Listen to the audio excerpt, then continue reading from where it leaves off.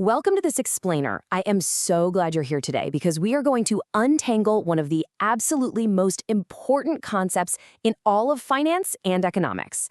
Now, in our previous discussions, we laid down a foundational rule, right? Inflation is the general increase in prices over time. We learned that it essentially eats away at your purchasing power, meaning the money in your pocket just literally buys fewer goods and services as those prices drift upward. But, that basic definition leaves us with a much bigger, much more fascinating question. Why do these prices rise in the first place? When you hear on the news that inflation has gone up, what is actually happening behind the scenes of the economy? Well, let's dive right into this. To really understand inflation, we have to look at the everyday pain points we all experience. I want you to think about your last trip to the grocery store. Why does a simple carton of milk suddenly cost way more than it did a year ago? Why does your rent jump up the second your lease is over? Why do houses become so insanely expensive, seemingly out of nowhere, forcing businesses to just relentlessly raise their prices? These aren't abstract textbook economic mysteries. These are real-world changes that impact our daily lives, and understanding the mechanics behind them, that is the very first step to mastering your own financial literacy. So when prices jump, our first instinct is usually ask, who is to blame? It's a completely human instinct to want to point fingers when things get more expensive. A lot of people assume there's just one simple, straightforward answer. Some passionately blame governments, some blame greedy businesses, some point fingers at central banks, and others blame distant global events. But the reality? It's far more complicated and, honestly, a whole lot more interesting. Inflation is rarely caused by a single factor or a single villain. Instead, it's usually the result of multiple, interconnected forces working together throughout the entire economy. So today, we're going to break down those forces. By the end of this explainer, you're going to be able to look at those scary economic headlines and actually understand what's driving those price increases. Let's start with Engine 1, when demand exceeds supply. We're going to look at a micro concept that starts with a very simple imbalance. What happens when eager buyers completely outnumber the available products? Imagine a local concert venue. It has exactly 1,000 seats. That is the hard limit of the supply. No way around it. Now imagine a wildly popular band comes to town, and 5,000 fans desperately want tickets. What happens to the ticket prices? They rise, and they rise fast. Why? Because the demand vastly exceeds the supply. Massive competition and pure scarcity naturally force those prices upward, simply because buyers are absolutely willing to outbid each other to get what they want. This simple, everyday idea explains one of the most important causes of inflation in the broader economy. Economists actually have a specific term for this: demand pull inflation. This occurs when demand for goods and services grows faster than the economy's ability to supply them. It's quite literally a scenario of too many buyers chasing too few products, and as a result, prices are pulled right up. Let's scale this up to something like the housing market. Suppose a city has 10,000 homes available for sale, but sudden population growth and rising incomes cause the demand for housing to absolutely skyrocket. If builders cannot construct new homes fast enough, the competition just intensifies. Buyers start offering higher and higher prices just to secure a home, and housing prices rise across the board. The exact same principle applies to cars, electronics, restaurant meals, you name it. This demand-pull dynamic frequently happens during periods of really strong economic growth. People are earning more, consumers are spending more, and businesses are investing more. And hey, this is generally a positive reflection of economic strength, but excessive demand will naturally contribute to inflation. Moving right along to Engine 2, when production costs rise. You see, consumer demand isn't the only reason prices go up. Sometimes the cost of simply making things gets more expensive. Let's walk step by step through a really practical example. Imagine your favorite local bakery. To make a simple loaf of bread, that bakery needs several inputs: flour, electricity to run the ovens, packaging, transportation for deliveries, and workers. Now, if the price of flour suddenly increases, the bakery's production costs rise. If the local utility company then makes electricity more expensive, well, their costs rise again. If gas prices go up and transportation gets pricier, their expenses rise even further. All of these rising input costs continually stack up. Eventually, just to stay in business, the bakery might decide it literally has no choice but to charge you more for that loaf of bread. The critical takeaway here is that this specific price increase wasn't caused by a sudden surge in consumer demand for bread. It was caused entirely by rising production costs. And that brings us to our formal definition for the second engine: cost-push inflation. This occurs when businesses face higher production costs and have to pass some or all of those expenses onto consumers just to maintain their margins. And this mechanical process happens everywhere, not just at the local bakery. Manufacturers, major retailers, global airlines, massive construction companies, they all face input costs.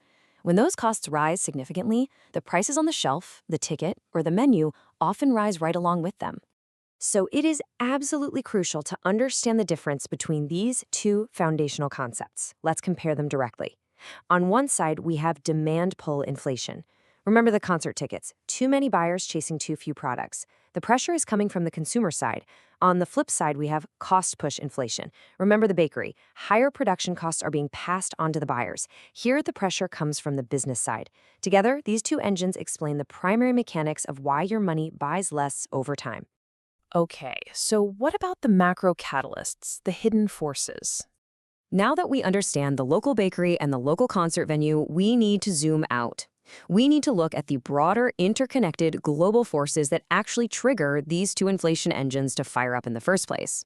There are 5 major macro forces you need to be aware of: energy prices, supply chain disruptions, money supply, government spending, and global events. Now, don't let this list overwhelm you. The most important thing to grasp here is that these factors rarely act alone. They usually work together, kind of intertwining to influence the prices you pay at the register. Let's break them down one by one, starting with a massive one: energy prices. Energy plays a vital role in nearly everything we consume. Factories use massive amounts of electricity. Trucks, ships, and airplanes use fuel to transport goods. Agricultural equipment uses fuel to harvest our food. Warehouses require electricity to store products. Because energy is intimately involved in the making and moving of almost every item on Earth, rising energy prices can cascade rapidly through the entire economy. Suppose global oil prices double. Suddenly, transportation instantly becomes more expensive. Shipping costs rise. Businesses across the board face higher expenses. Eventually, you, the consumer, are going to see higher prices across a whole lot of different categories. This is exactly why economists closely monitor energy markets. It's a massive trigger for cost-push inflation. Next, we have supply chain disruptions. Modern economies depend on incredibly complex, deeply intertwined global supply chains.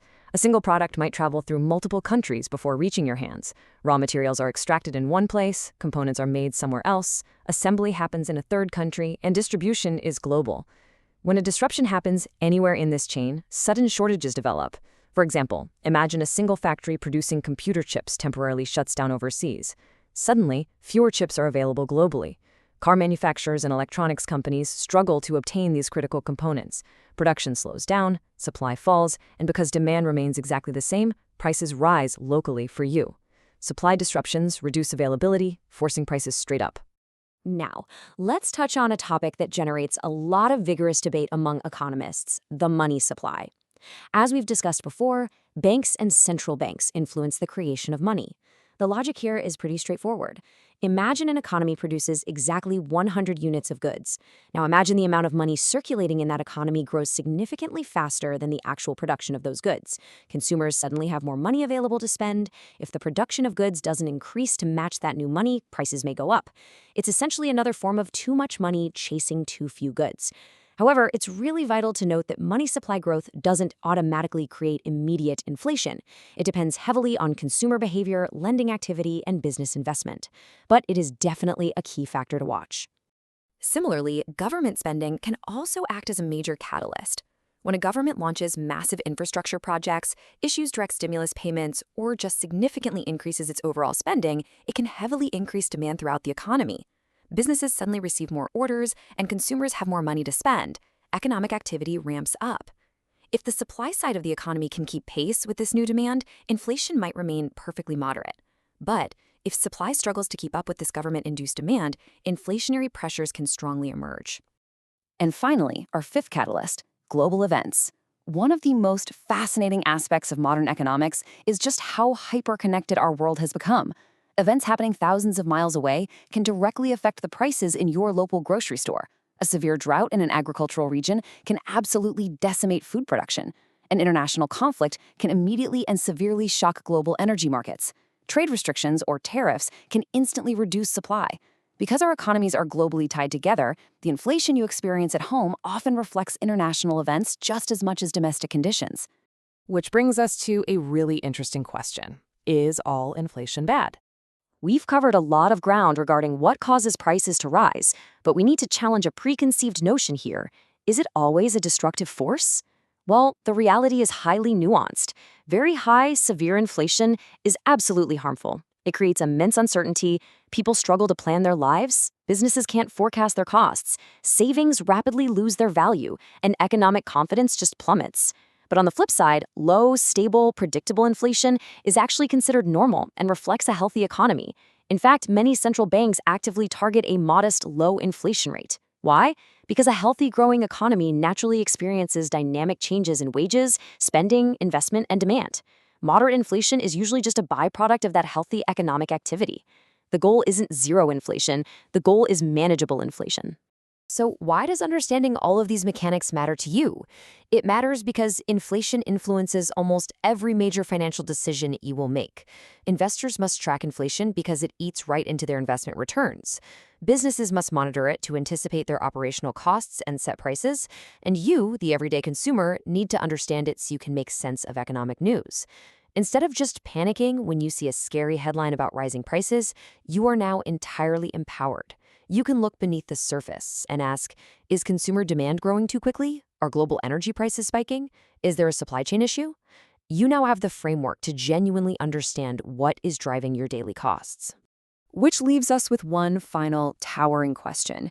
If inflation is driven by all of these massive, complex global forces, from consumer demand and supply chains to energy prices and government spending, how do we ever control it? Who reins this in when it gets completely out of hand? Well, central banks have one primary, incredibly powerful tool to manage inflation. It's a lever they pull to slow down or speed up the entire economy, and it all revolves around interest rates. But to truly understand how that mechanism works, you'll have to join me in our next explainer. Thank you so much for learning with me today, and I will see you next time as we master the power of interest rates.